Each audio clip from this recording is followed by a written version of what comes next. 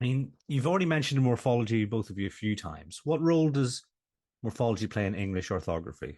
So, as mentioned, one of the key things that morphology is kind of like the study of morphemes. So, it's worth talking about effectively what role do morphemes, these kind of building blocks, these smallest building blocks of meaning, what role do they play in our writing system? Well, the first thing to say is, well, what role do they play in spoken language? Well, by definition, spoken language is made up of these chunks of meaning. We are attempting to show meaning through the sounds that we make. The reason why morphemes are so useful is that we can talk about communication perhaps in a more convenient way at points. If we look at a word like two words like I have, and then we put them together to make I've, well, in one case, we might say, under one interpretation, well, that's two words and then it's one word. Well, is it? Morphology kind of gets rid of all that nonsense and says, well, it's still two morphemes. It's still kind of I, the pronoun representing me, and this VE or HAVE representing, possession or have. It's still two chunks of meaning there. So morphemes, these chunks of meaning, are a really useful way to analyze spoken language and to think about language more generally. And in English, as I said earlier, the key thing is that we tend to represent these chunks of meaning relatively consistently. So the past tense is often, though not always, represented ed. Negation is often represented, or one way of talking about negation is often spelt un.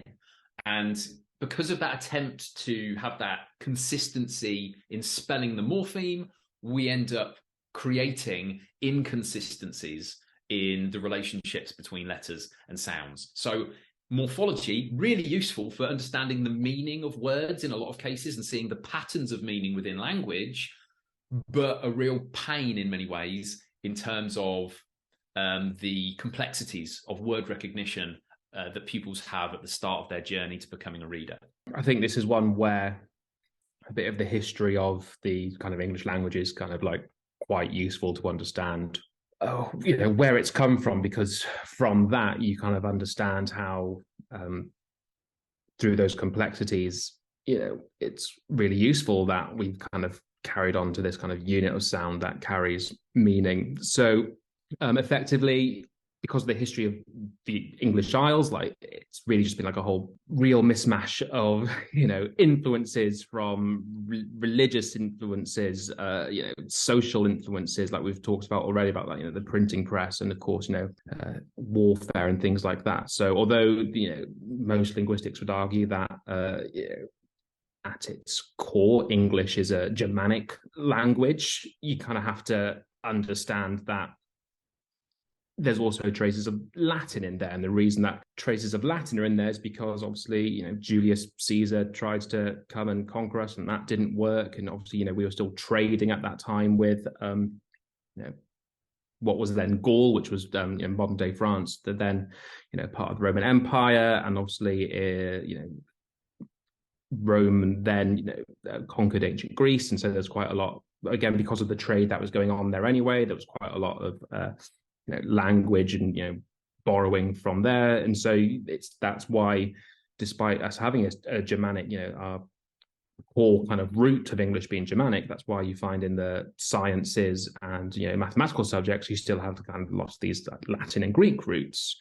So really kind of using photosynthesis. Photo means light. We can then extrapolate from that what photograph might be. So, okay, photo, light, graph, something to do, picture, writing. Okay, so like a light picture. Okay, that makes sense because that's how a camera actually works. And so how that then becomes, really useful for the teacher is, I spent a lot of my time trying to teach children how to kind of infer the meaning of words from like the context and like reading around the word, and spend an awful lot of instructional time doing such things. We're actually, spending a little bit more time on thinking, well, here are what these morphemes mean that are pretty common. There's been a little bit of research done as to, what the most common morphemes within different, within Greek Greek roots, Latin roots, different kinds of derivational morphemes that come at the end of words where they, alter the word. Spending time teaching those, they can actually then use that to, and I mean this like properly, infer meaning rather than just taking a stab in the dark. That for me is where the real strength of teaching morphology and how we can get all of that in place really does come. And so that's where I think that's how that history has kind of really impacted English orthography, because that meaning has still transcended time and literal space. Why they're so useful, and why it is something that teachers need to know about. I've no doubt that we'll debate how much of this teachers actually need to know, but really important that they do understand that because of the history of the English language. And I've not gone into the depth that it needs to, because I say that's a podcast in of itself. Just understanding that because of the influences from Latin, Greek, Norman, French, and then obviously the Vikings, that's why we have this kind of mess. But because of, again, there are various social reasons of printing presses, the Great Vowel Shift, Samuel Johnson and his dictionary, that's why we've ended up with this kind of stable-ish idea of these kind of morphemes that kind of permeate through English. And I say very useful to know. And from my experience, kids love learning about it. Yeah, just to add something on that, it's worth noting as well that like Latin in particular is a really fascinating one, because as you say, Latin comes in through Norman French, but also in the past few centuries with the scientific revolution, you get lots of like intentional borrowing of Latin. So you often end up with slightly different words that have borrowed Latin, or two different versions of a word, both of which have borrowed Latin. One that's come in via French, and one via Norman French, and others that have come in like been borrowed directly in, let's say, like the 19th or 18th century. So loads of Greek and Latin gets in particular into the sciences, and this kind of builds on Neil's point about the importance of teaching morphology. I think it's more than 50% of words with more than one syllable contain a Latin or Greek root. So we see the value of teaching them. Like an example of that might be tract, meaning pull, and we see the value of that in tractor, extract, retract, protractor, etc. But what's interesting as well is that this leads to some slightly odd, this fascination with Latin and Greek in the after the scientific revolution leads to some slightly odd stuff as well. So for example, the word doubt was spelt in various ways, including like D-O-U-T-E. A B was chucked in there to kind of nod to the Latin, or what they thought was a nod to the Latin debitum. And we see lots of these little quirks where people are trying to make links, even links that actually don't have legitimate etymology. Like the word Ireland got an S in it to match with isle, S-I-L-E, even though Ireland comes from a completely different root, shouldn't have that S in it, but someone's trying to kind of make sense of the language, trying to make sense of spelling. And we see this ambiguity, we see this ability to try and make sense of things throughout the history of English orthography, but probably most interestingly during kind of that period after the scientific revolution. Just a quick note on those Latin and Greek root words and how they link to the scientific revolution. We see this, and even more when we look into vocabulary that relates specifically to science. If we look at the nouns and verbs that we associate with science, a rough estimate, more than 90% of them contain Latin and Greek root words. And I think that speaks to this idea that I mentioned a moment ago. But yeah, it's morphology. It's incredibly valuable. Teaching prefixes, so prefixes, and suffixes, so different affixes in other words, but also teaching root words, teaching bases, etc. It's just fascinating stuff. A kid can come across a word like unassisted and have never seen it before, but they've come across assist in football, and so they have a vague sense that it means to help. They've seen in, unmerciful or whatever it might be. They've seen full in joyful or beautiful, and they can start to join the dots and say, well, I've never seen this word before, but by understanding the chunks of meaning that are within it, maybe I can get somewhere towards an understanding of it. Just a quick little shout out for the YouTube channel, Rob Words. Great little YouTube channel, all about etymology, where words come from. If you want to know, well, why is there a G in sign? Like, he knows why. And I think, he touched on a few examples. I think Chris mentioned there as well. So definitely worth a little a watch, a subscribe, whatever it is that people do these days. I don't know.